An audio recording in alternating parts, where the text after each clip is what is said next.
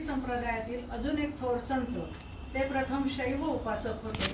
इतर कोणत्याही देवांना ते मानत नव्हते, पण जेव्हा त्यांना विठ्ठल आणि शिव हे एकच आहेत असा साक्षात्कार झाला, तेव्हापासून त्यांनी आपलं जीवन विठ्ठलमय करून टाकलं।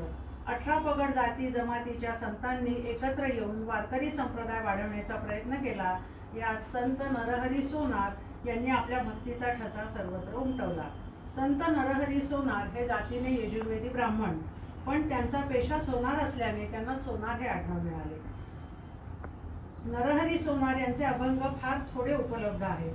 नरहरी सोनार हे नंतरच्या काळात संसारात अनासक्त झाले आणि ते ब्रह्मस्थितीला प्राप्त झाले।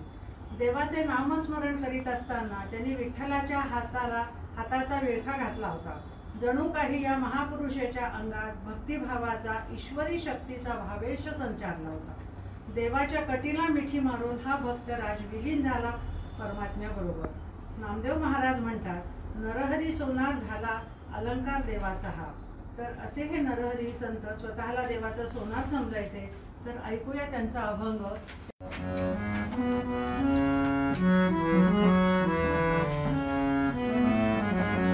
देवा तुझा मी